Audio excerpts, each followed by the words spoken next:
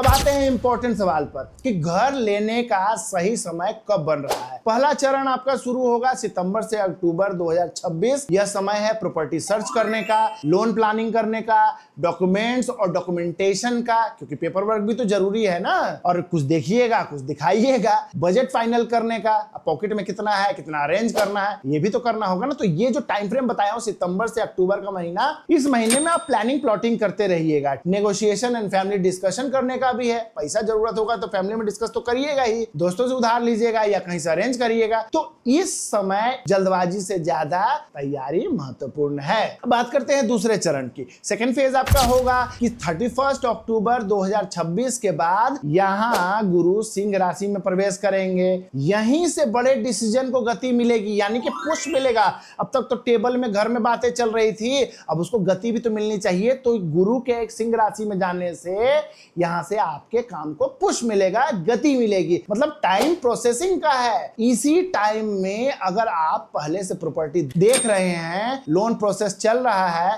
तो अक्टूबर के अंत के बाद चीजें ज्यादा स्पष्ट होने लगेंगी और सामने आएंगे। अब आपको लगेगा कि हाँ अब चीजें बहुत आगे जा चुकी हैं। अब तीसरा और सबसे महत्वपूर्ण फेज कि जो शुरू होगा नवंबर 2026 से 27 के मध्य तक। और एक बात और अच्छे से समझ लीजिए कि सिर्फ केवल कुंभ राशि के हैं, ये देखकर हर व्यक्ति की रजिस्ट्री एक ही दिन में टपाटप एक ही तारीख को होगी, तो ऐसा नहीं होने वाला है।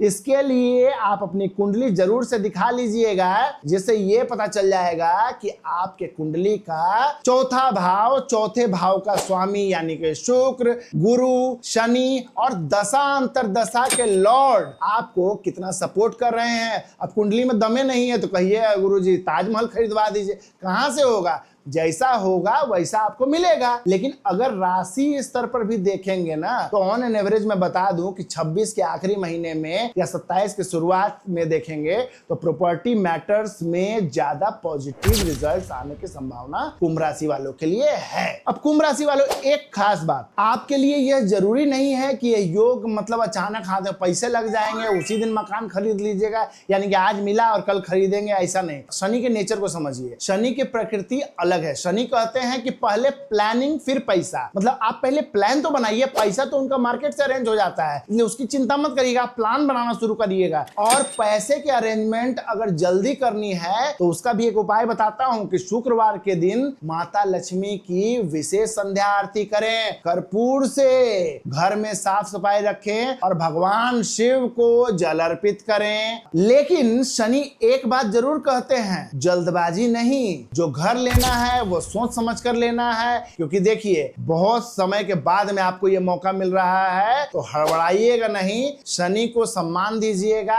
आस्ते धीरे जो घर लेना है सोच समझ कर लेना है। और अब देखिए कि शुक्र क्या कर रहे हैं। जैसा मैंने शुरुआत में बताया कि कुंभ राशि का चौथा भाव वृषभ है और उसके स्वामी शुक्र हैं। 2026 में शुक्र कई राशियों से गोचर करते हुए सितंबर के शुरुआत में तुला राशि में प्रवेश करेंगे, यानी कि आपके भाग्य भाव को ट्रिगर करेंगे, एक्टिवेट करेंगे। नवंबर में वक्री होकर 22 नवंबर के आसपास देख लीजिएगा कि फिर से वो तुला राशि में लौटेंगे, क्योंकि वो गोचर कर रहे हैं तो आगे जाएंगे। अब फिर वो वक्री होके पीछे होके 22 नवंबर के आसपास तुला राशि में लौट के आ जाएंगे। शुक्र का मजबूत होना प्रॉपर्टी, कंफर्ट, लाइफस्टाइल और घर के सुख के लिए विशेष महत्व रखता है। इसीलिए कुंभ राशि वालों के लिए शुक्र के इस ट्रांजिट को प्रॉपर्टी डिसीजन में इग्नोर नहीं किया जा सकता है। यही कारण है कि मैं कहूंगा सिर्फ गुरु को देखकर घर मत खरीदिए। गुरु अवसर दिखाता है कुंभ राशि में,